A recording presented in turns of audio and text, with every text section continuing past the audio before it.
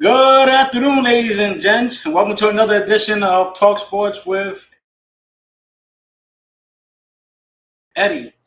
And a nice, beautiful day here in Best-Buy. Last week it was a little gloomy and rainy, and it kind of tore down the mood a little bit. But today's a nice, beautiful day, and what an excellent Memorial Day weekend. There's a event that takes place every year.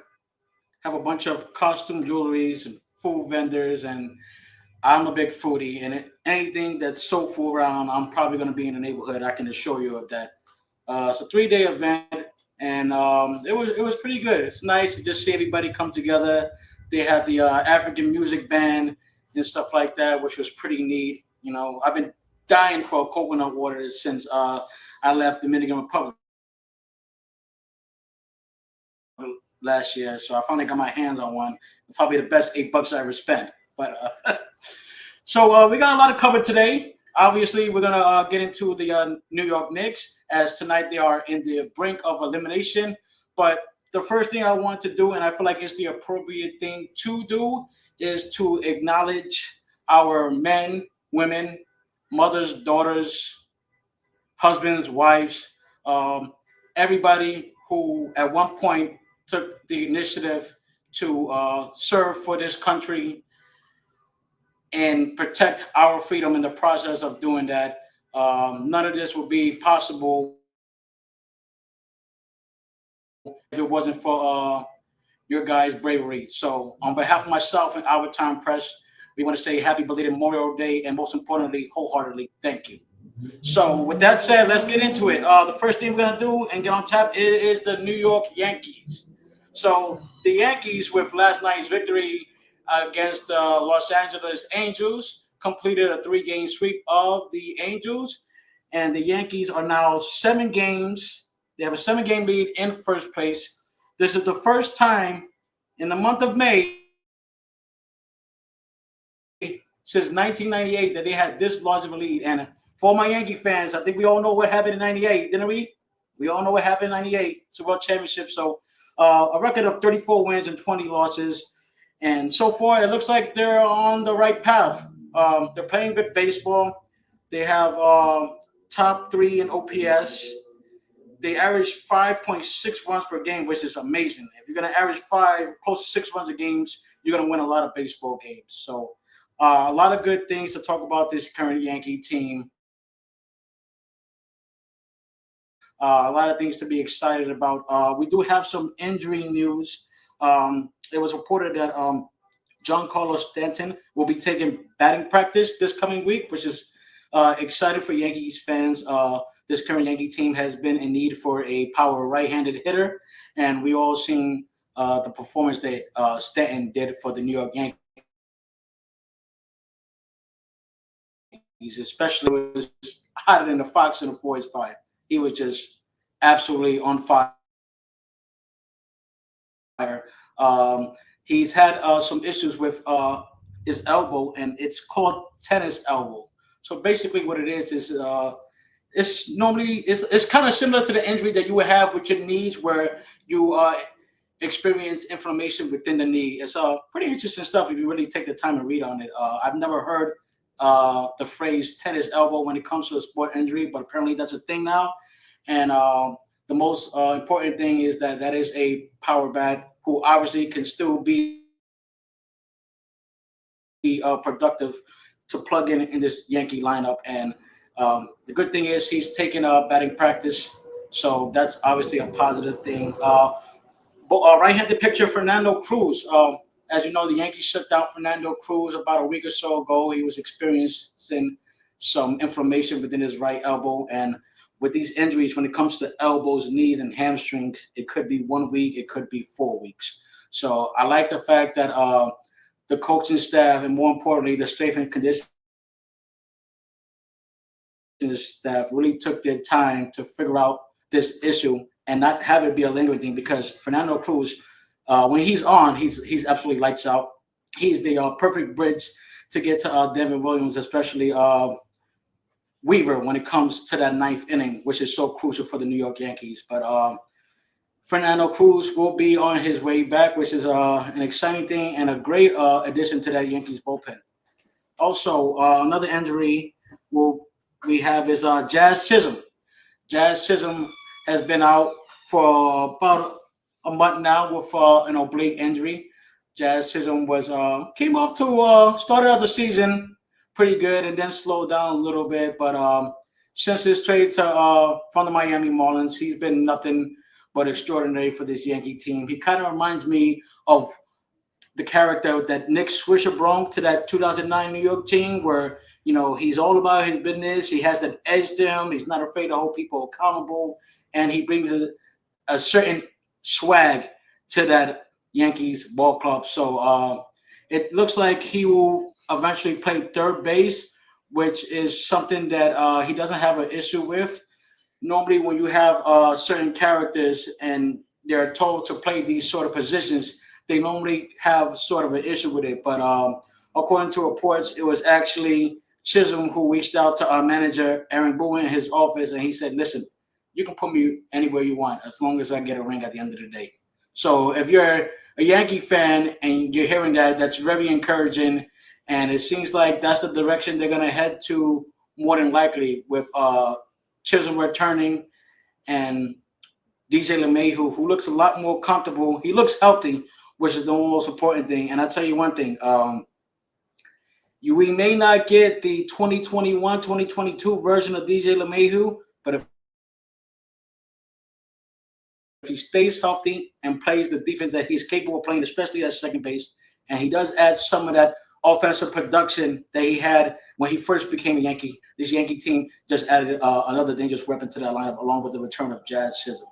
So I like what the Yankees are doing right now. Obviously, once the end of May comes around, we talk about the trading deadline. The trading deadline, I believe, is the last week of July. Don't correct me on that.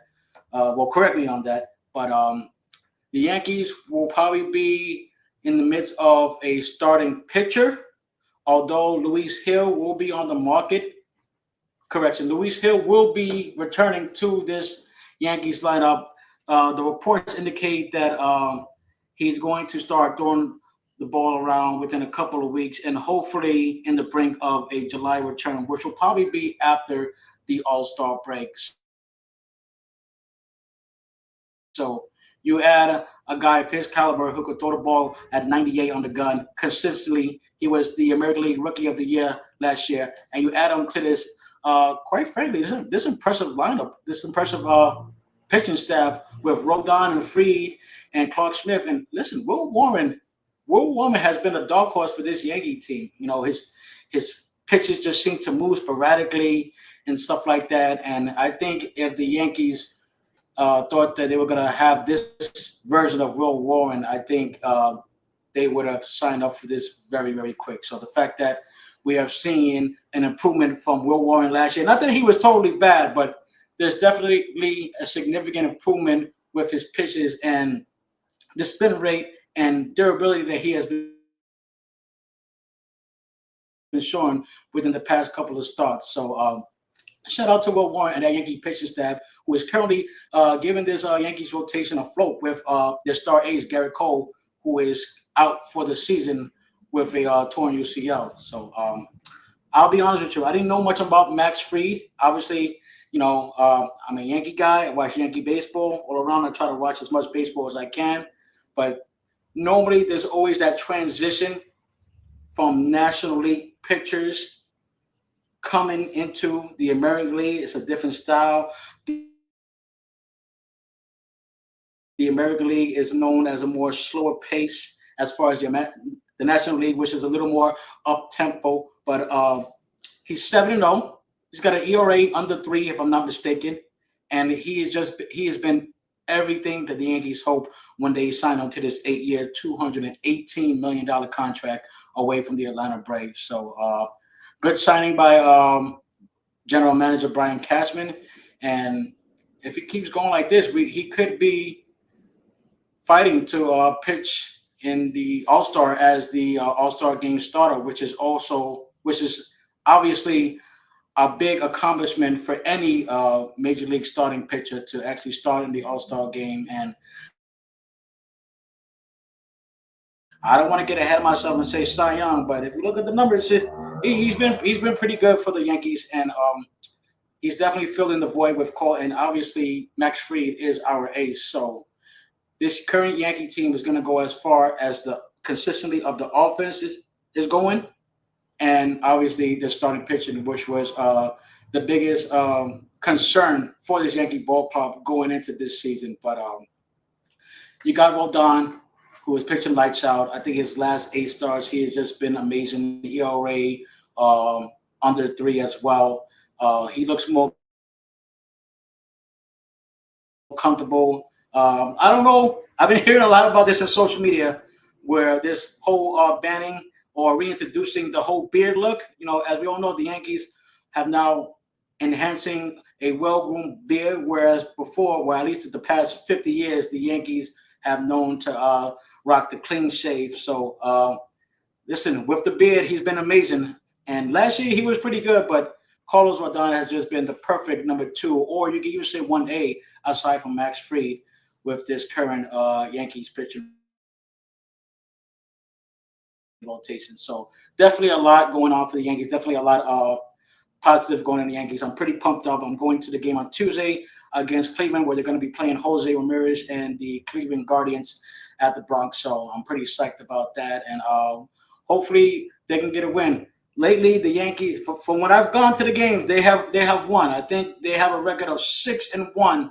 I don't want to talk about that one time that they did lose. I'm pretty sure if my brother's tuning in, he knows exactly what game I'm talking about. Uh, it was a pretty rough night. It was a Subway Series game, and unfortunately, the Yankees really didn't have a good performance that night. My brother was psyched up. He's a Met fan. I can't really get into how that happened, where he became a Met fan, I became a Yankee fan. I don't know. It's just That's just how the cookie crumbles for this family. You know what I'm saying? But definitely, if you're a Yankee fan, you got to be excited. You got to be pumped up as far as what's going on with this current team, and reinforcements are on the way. Hopefully, by the end of June, going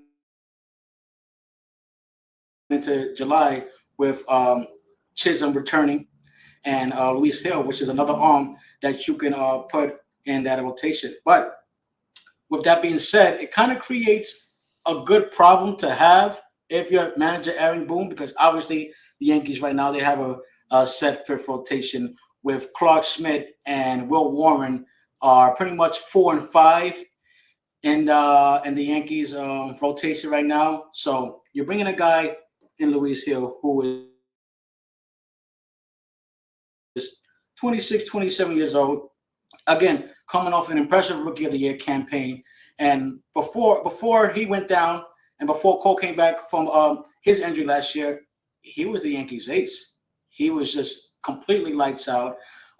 Towards Cole's return, he did to slow down a little bit, and then unfortunately, we got the news towards the end of the year that he had an issue with his arm and elbow. And again, when you are a pitcher and you hear something as significant as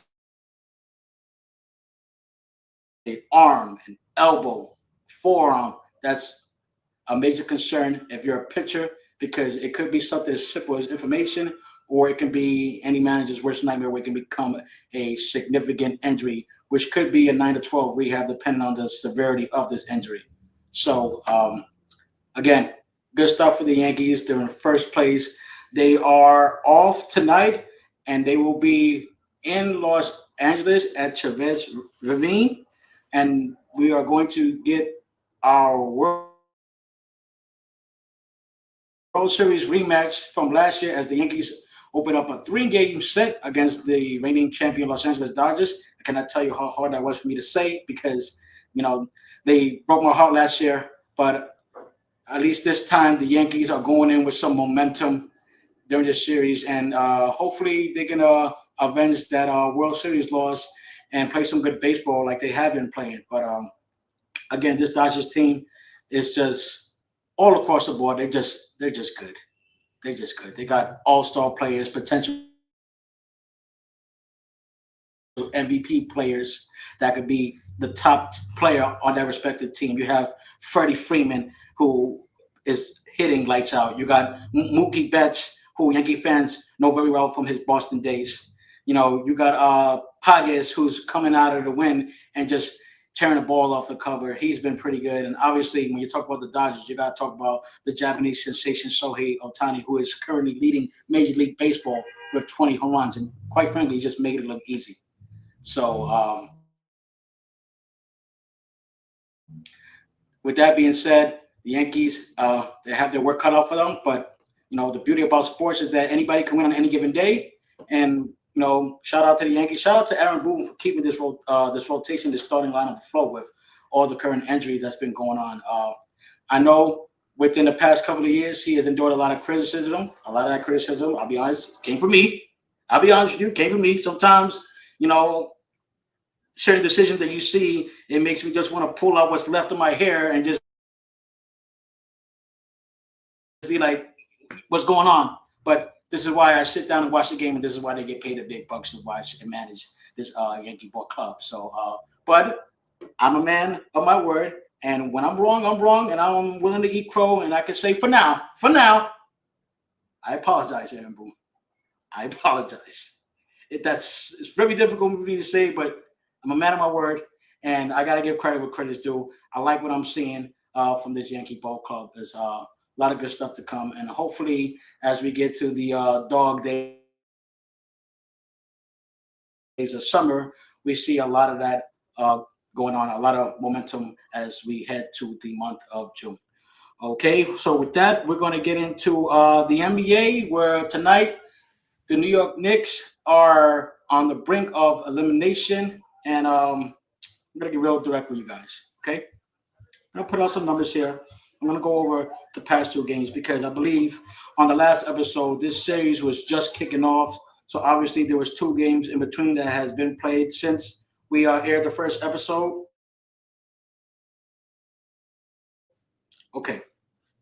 Game 3, 16 fouls in the first half. 16 fouls in the first half. That is unacceptable. That is unacceptable. The Knicks have to be better when it comes to the fouling. It's just been too much of that going on. It slows down the game, which obviously benefits the Knicks, but in a way, it's not benefiting them because these Pacer players are one of the best teams collectively in free throw percentages. So that's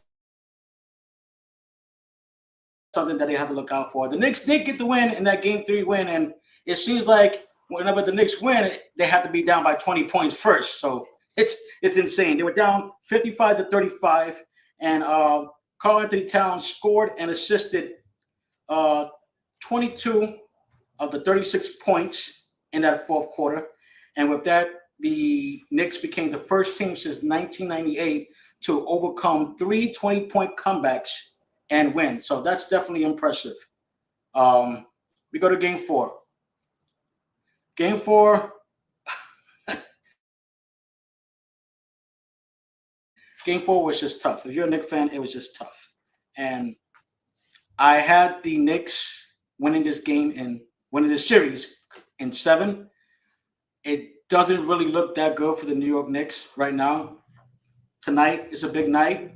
It's in New York City, Madison Square Garden. The bright lights will be there. But there is just so much wrong that happened with this current Knicks team in that fourth game. It just, as a fan, you sort of get discouraged because, ultimately the Knicks were the 3 seed,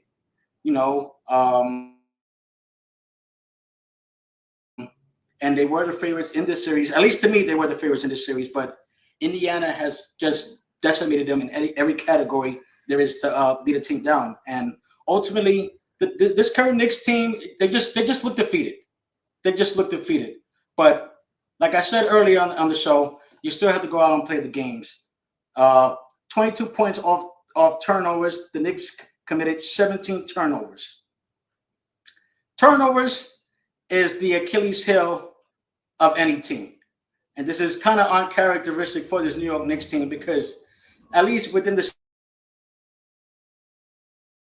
season and for the most part this playoffs, they really did a good job of taking care of the ball and showing significant ball movement, with the spacing that Karl Anthony Towns provides for this team. But just bad decisions by Josh Hart.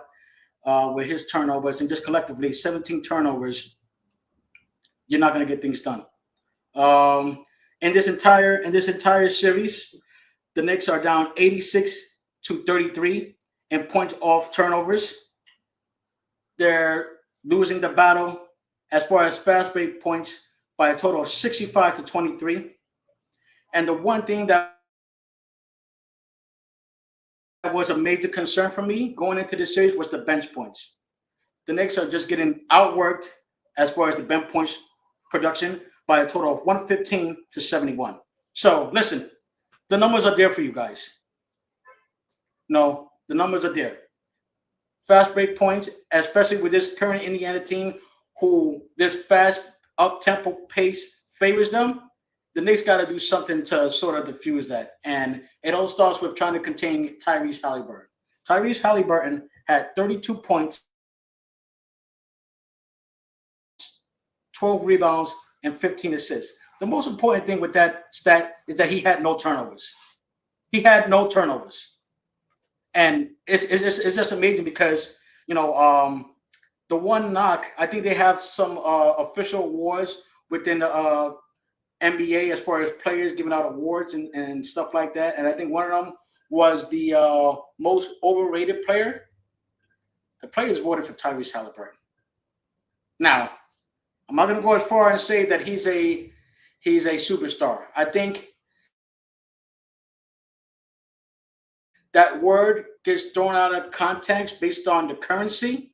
But for me, if you're going to label somebody as a superstar, I need to see it on a consistent basis. Now, granted, Tyrese Halliburton is pretty much turned back the clock on New York fans. He's looking like Reggie Miller out there. He's pretty much getting every shot he wants. He's magnificent off the ball, with the ball. He's getting his teammates involved. Obviously, 15 assists is just incredible in any playoff game. So the Knicks got to do something right now. I've been seeing a lot of social media about the whole fatigue thing. Listen, it's the NBA playoffs. I can agree with that assessment, but this is the playoffs. The final three teams that are currently in place right now, somebody is dealing with some sort of ailment. The fact of the matter is, you got to get the job done. And for Knicks fans, this has been Tom Thibodeau's MO. This has been his MO when he was in Chicago, when they had that great team with Carlos Boozer and Derrick Rose. And from when he was in Minnesota, I believe Jimmy Butler was in that team, when he had those good Minnesota teams. This is what Tom Thibodeau does.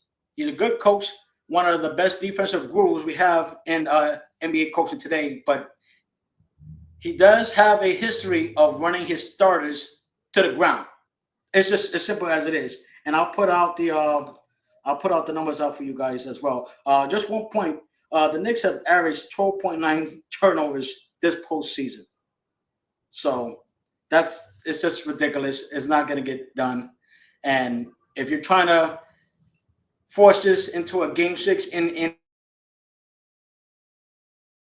Indiana, which I believe will be on Saturday, you got to clean up that stuff, because 17 turnovers, especially those fat big point differential, is not going to help you at all. So the Pacers, this is fatigue. This is where I could go with the Knicks players as far as saying, oh, well, you know what, they're tired. They beat up and stuff like that and whatnot.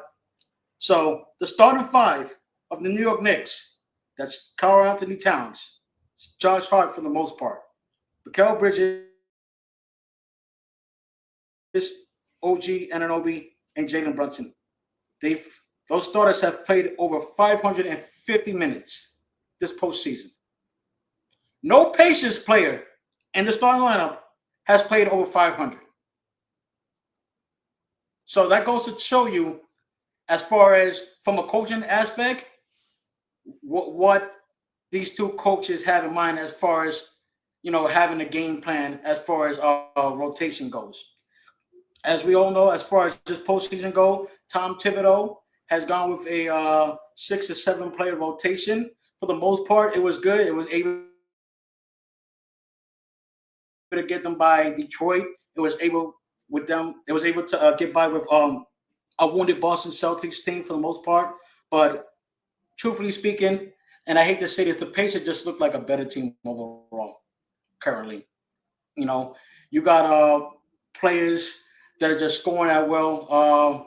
You got Neesmith who hit those six threes in game one. What's his name? Benedict. Benedict. I think his name is Benedict Martian. Correct me if I'm getting his name wrong, but for the viewers at home, you guys know who I'm talking about. He had 11 total points in this entire series. 11 total points. He comes off the bench in game four and has 20 points. In this series, the Knicks, who obviously their offense is good, but they were pretty much known for their defense throughout this entire year, has given up 130 points twice in this entire series. You're having a guy who hasn't really played that much, who hasn't scored that much, score 20 points off the bench. That's an issue. That's an issue. And if the Knicks don't correct these mistakes, then they might as well book themselves a first round ticket to Cancun after tonight, honestly speaking. But I'm going to put down some bulletins and give the New York hopeful some positive energy as far as what the Knicks can do differently to salvage their season and force a game six. And I'm going to tell the first thing I'm going to do is I'm going to tell you why this is happening. I think I just went over that answer for Tyrese Halliburton. But why not take a page of what the Pacers are doing to Jalen Brunson? Jalen Brunson seems to be having his will when he's guarded by players not named Andrew Neesmith. Neesmith has made life really tough for you. Gotta give this guy different looks. You have to give this guy different looks.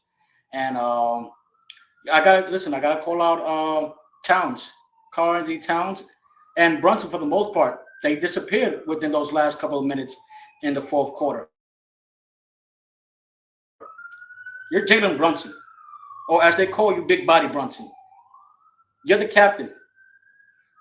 You want to earn your stripes as a Knick? This is the game you do with it. The same thing goes for Towns. I think with New Yorkers in general, we're always happy and we always uplift the top tier players that come from these respective teams. The most important part is that you have to perform upon your contract and upon your name. That's just what it is. That's honestly just what it is. Karl-Anthony Towns needs to be better. He needs to be better. Currently, he is listed as questionable with a knee contusion. So hopefully it's nothing for Knick fans to alarm themselves, because that's 20 points and 10 rebounds off the board. And let's just face it, there hasn't been a consistent You know what? Let's get to Mikal Bridges. I'm sorry. That's one person that I was waiting to get up on here to just call out, because there's certain players that you just got to check them. You got to check them. Mikal Bridges, come on, man. Come on, man. You're, in my opinion, you're a bona fide scorer. That's what you do. That's what you're known for. But also, you're a defensive guru. The stats say that the plus minus differential, the Knicks are worse when Mikal Bridges is in the lineup.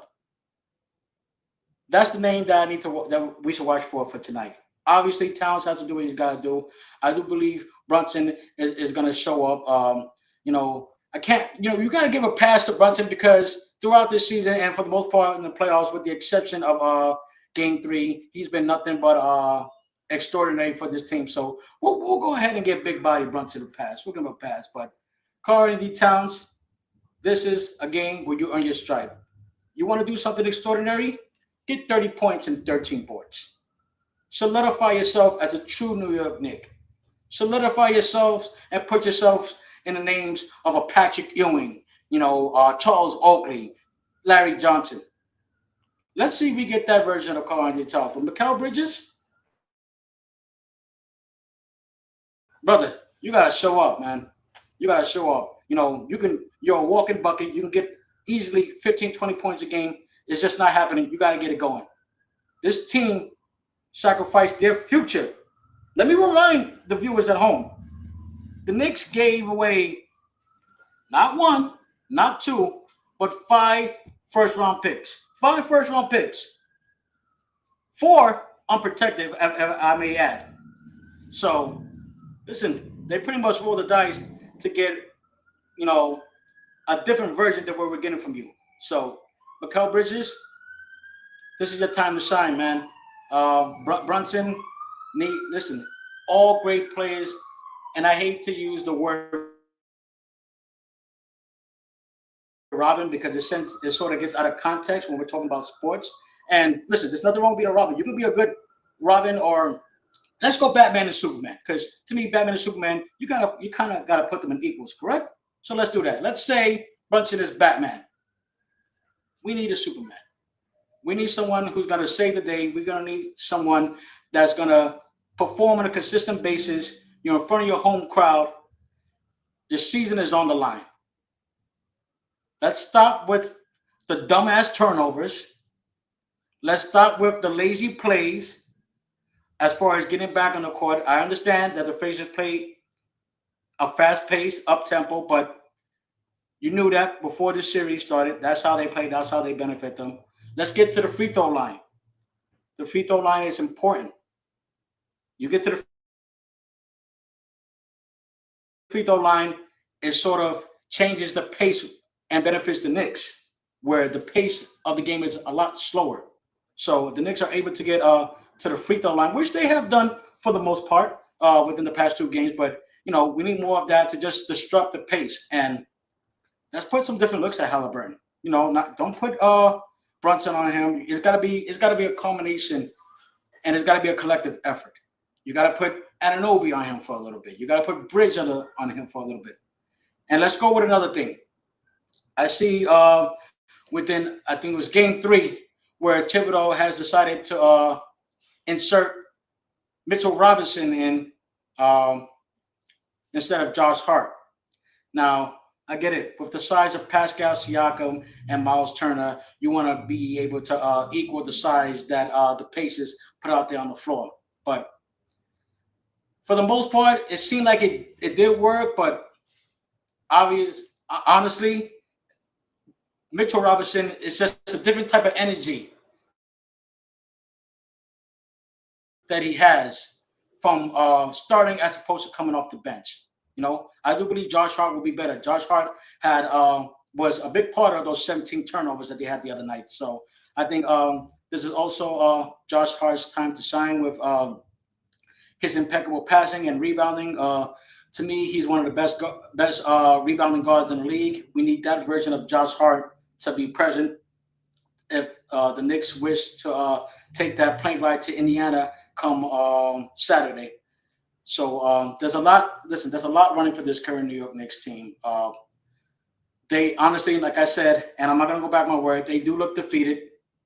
They do look defeated, but you have this one game, this one performance where it may not change the series around, but at least you'll walk out with some dignity knowing that in the last game, but potentially the last game of the season, you went out there and you gave it your all. And I think Knicks fans, fans like Spike Lee and all the other true Knicks fans out there, I think they can appreciate that.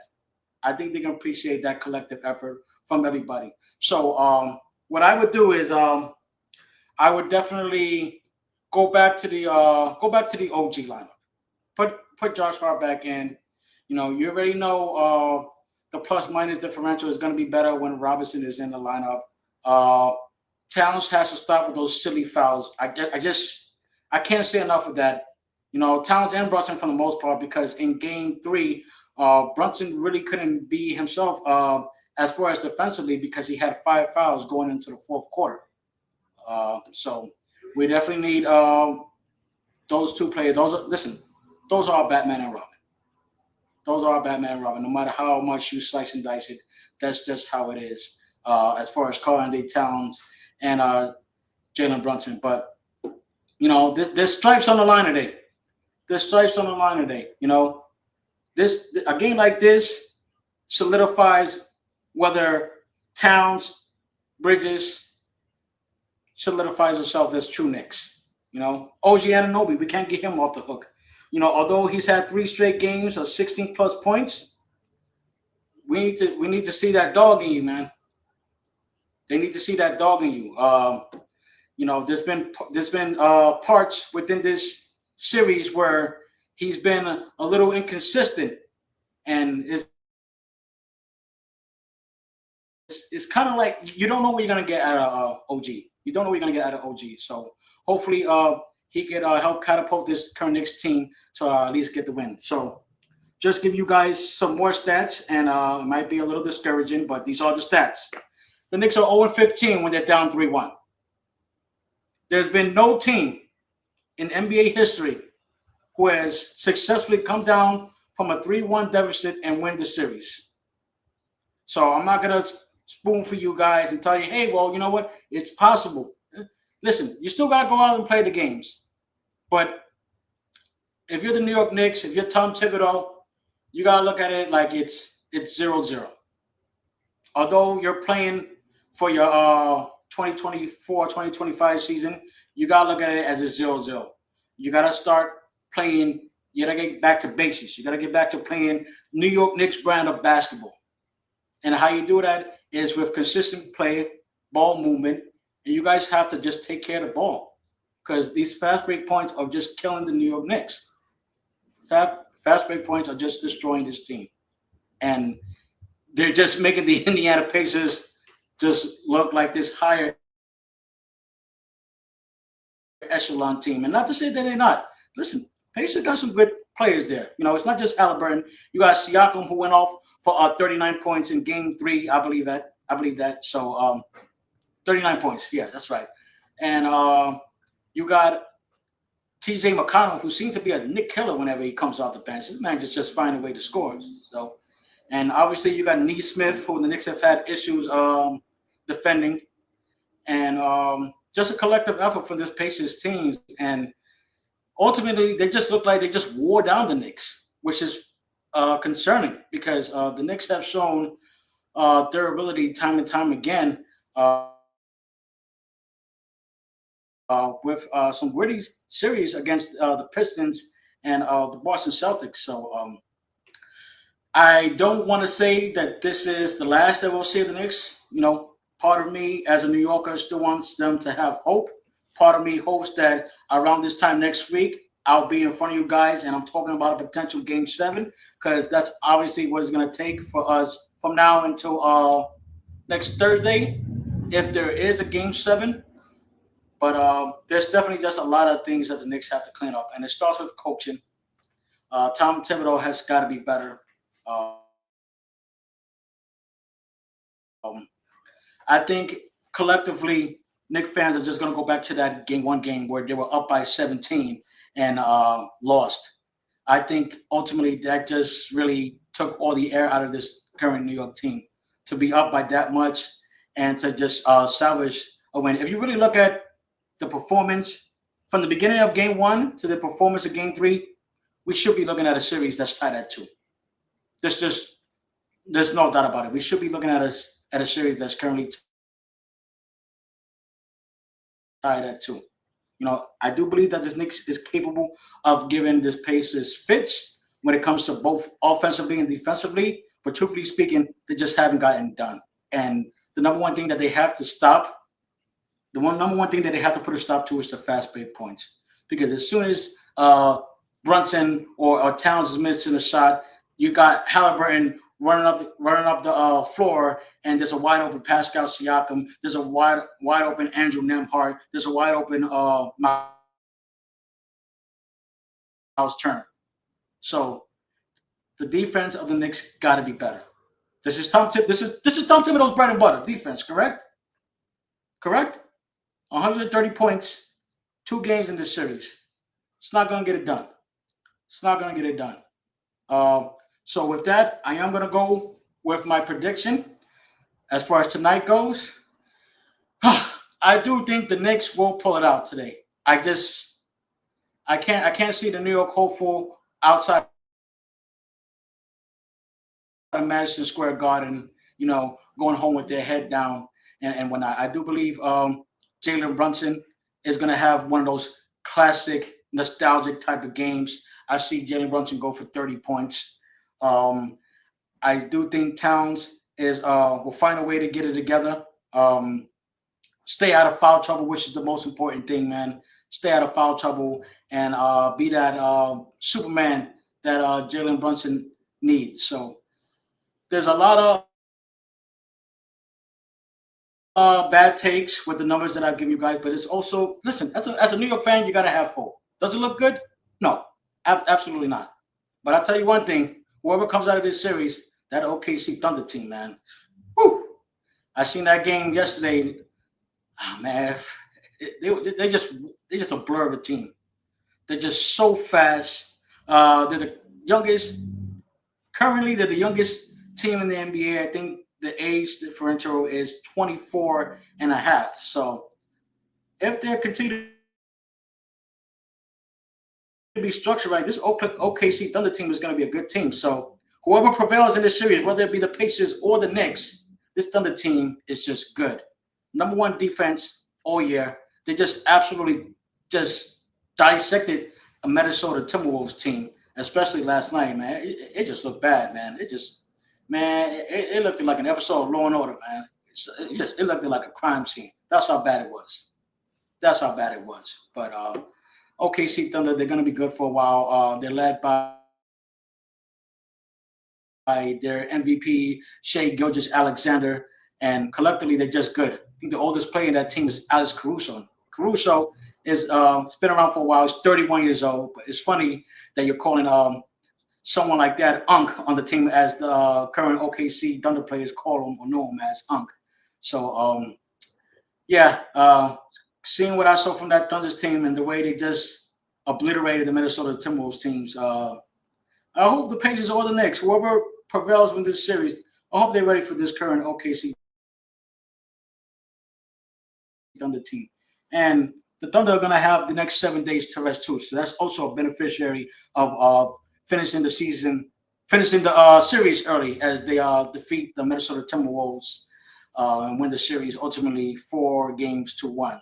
So that is in the Western Conference. Obviously, we cover what's going on in the Eastern Conference as far as what the Knicks have to do and so forth. But ultimately, it's got to be a collective effort.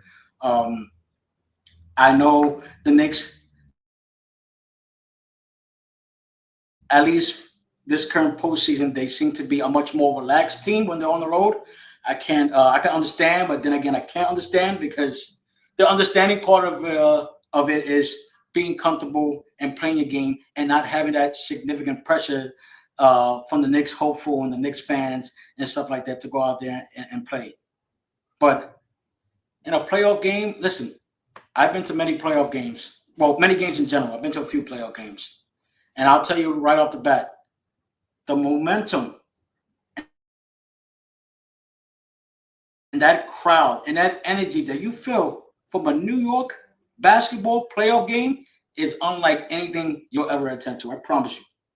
I promise you. So with that being said, you would think that would be a beneficiary to the Knicks, but the Knicks haven't won a game this series. The Pacers were the first team this series to win a home game, which was the last game. And for some way, somehow, this Knicks team just looks very lethargic when it comes to playing in Madison Square Garden. I don't know. I can't. There isn't any other words that I can explain to you as far as why, other than the details that I just broke down with you guys, as far as just I guess comfort, as far as not having so much of that pressure. But at the end of the day, you're wearing the New York Knicks uniform. You know, there's players like Bernard King, Walt Clyde Frazier, Dave the Busher, Larry Johnson, Latrell Sprewell, Allen Houston, Patrick Ewing. I can go on and on and on. There's been all stars and Hall of Famers that have worn that uniform. So to the New York Knicks team, and more than anything else, the starting lineup, show some grit tonight. If there's anything that you want to show this the New York fan base, is just grit. Show that you want it. Obviously when you play the games and whatnot, it's easy to just make it there, but it's also hard once a postseason comes and prove that you belong there. Right now, this Knicks team, they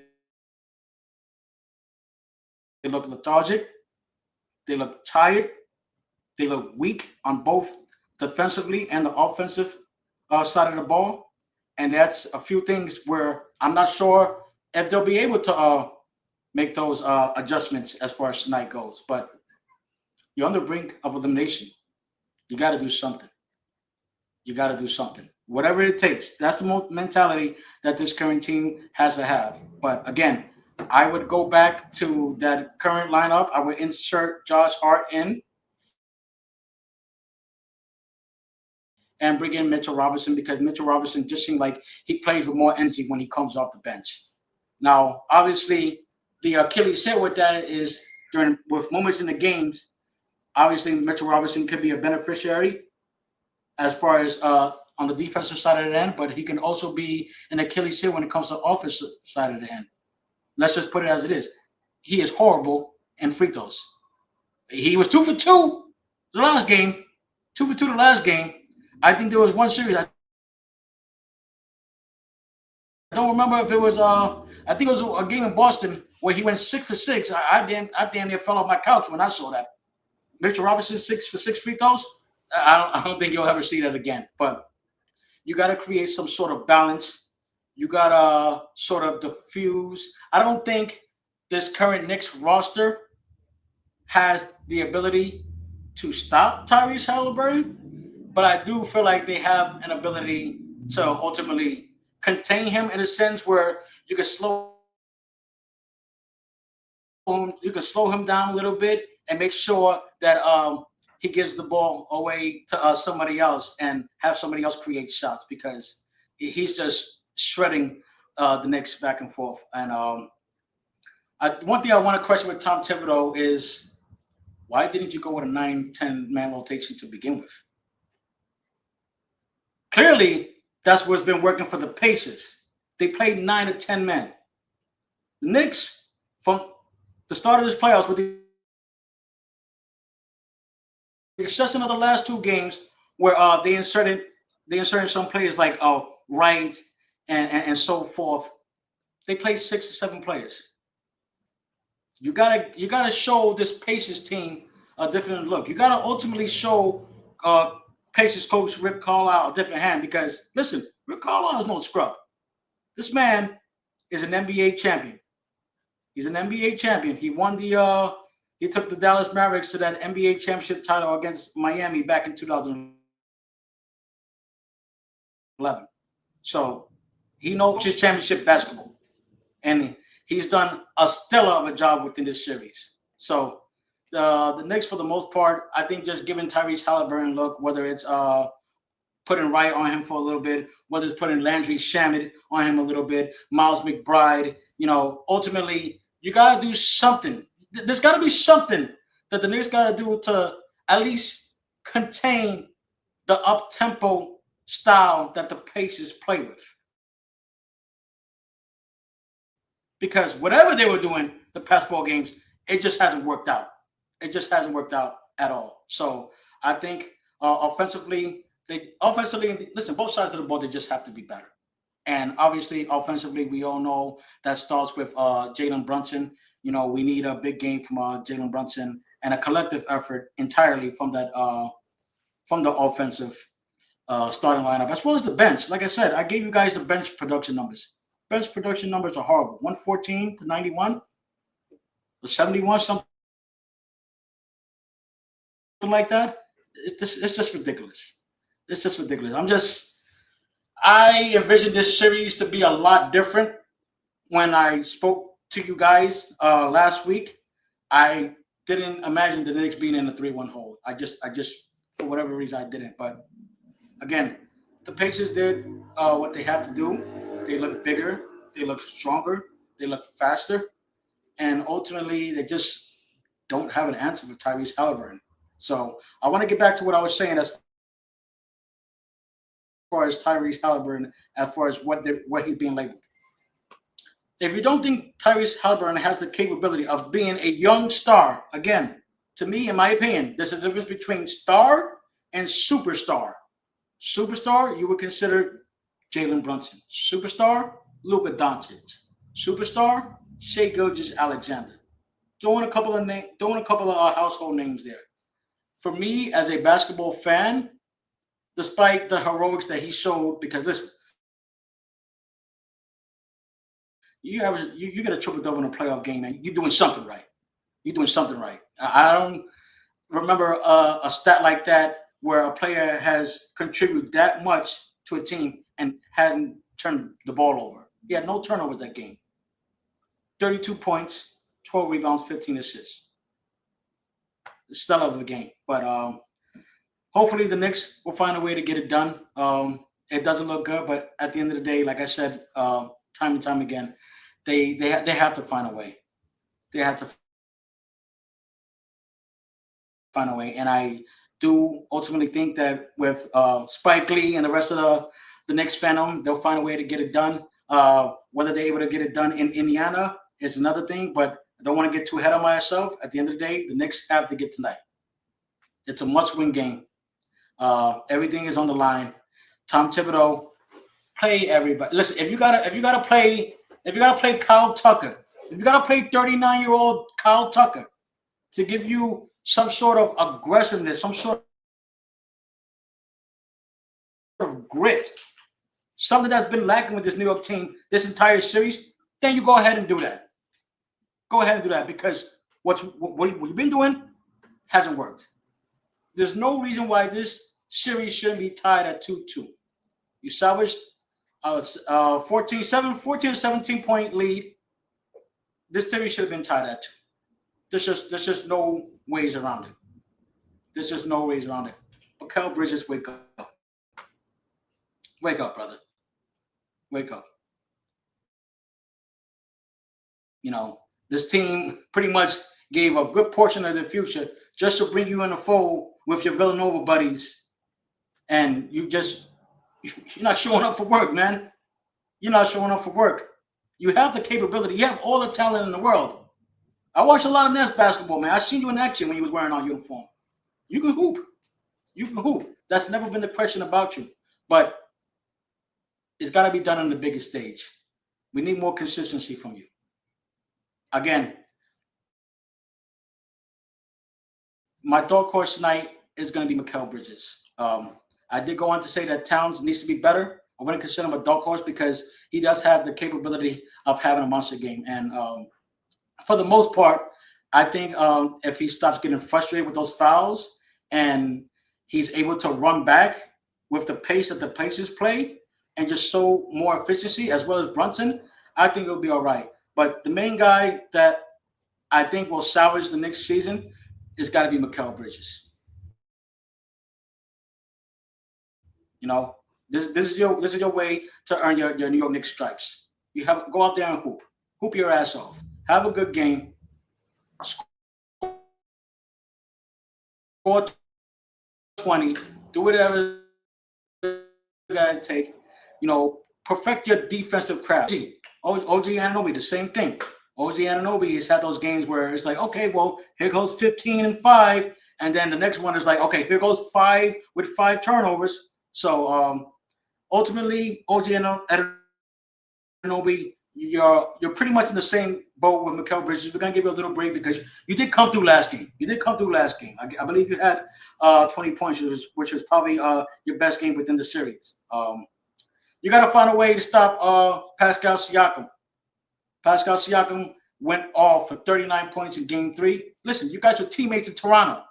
I'm pretty sure during those practices, there's some comfort as far as you knowing what he does. The same way he probably knows what you do.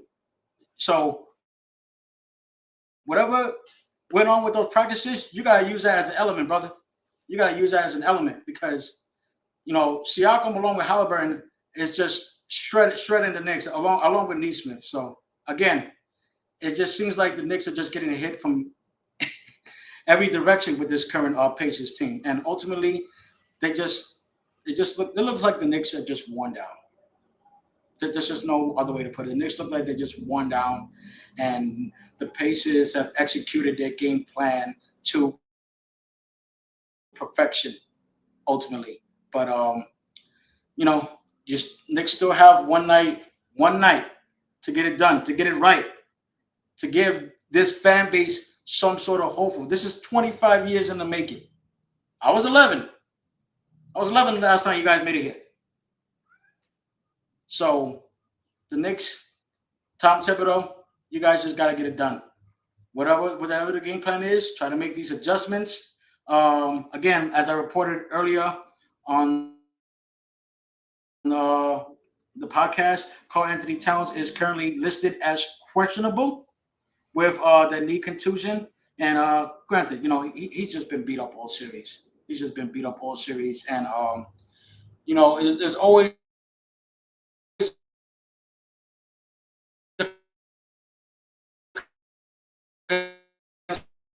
concern because of the fact that he has kind of have a big body like. Find a way to show that grit, man.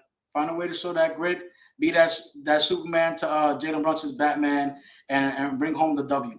Bring home the dub, man. Knicks fans waited so long for a moment like this. Madison Square Garden is just going to be insane tonight. I'm telling you, man. It's probably going to be hotter than the Beyonce concert here tonight. I'm telling you. It's going to be, listen, it's going to be amazing. It's going to be box office. I'm hoping we get those classic Pacers Knick game tonight, and hopefully the Knicks ultimately prevail at the end of the day. Because listen, who wouldn't want to watch basketball right now with the New York Knicks being involved? I always say with the big market teams, it makes that particular sport more spicy. When you have LA teams, when you have Chicago teams, when you have New York teams, I'll even go with some of the other California teams. It just makes the game that much better. Just make the game that much better. Shout out to the Pacers, though. They've done a tremendous job. They did what they had to do. They are the third team in NBA history to record 80 wins, which is amazing. It's only happened 2 times. And I hate to bring this down to I hate to break this down to the Knicks hopeful, but Warrior teams and those Bull teams in the 90s. So that goes to show you Indiana is just playing on all cylinders now. I also want to point out another thing. Since March 10th, I'm not sure how many games that's been played between now and then with the Pacers and stuff like that. I'm pretty sure it's over 40 games or something. Since March 10th, the Indiana Pacers haven't lost 2 games in a row.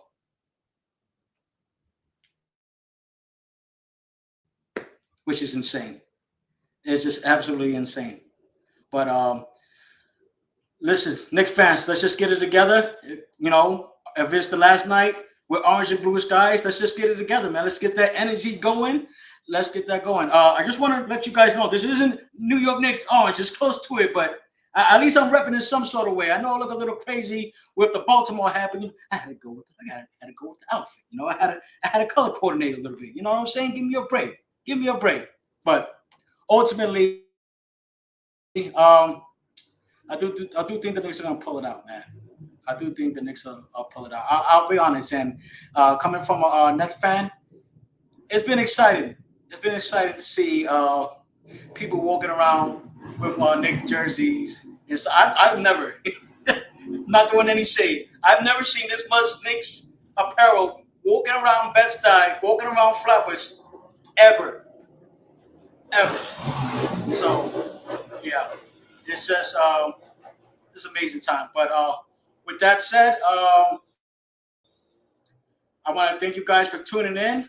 and hopefully the Knicks could pull it out, and we'll have something more spicy to talk about. All right. Thank you guys so much for tuning in. See you guys next week.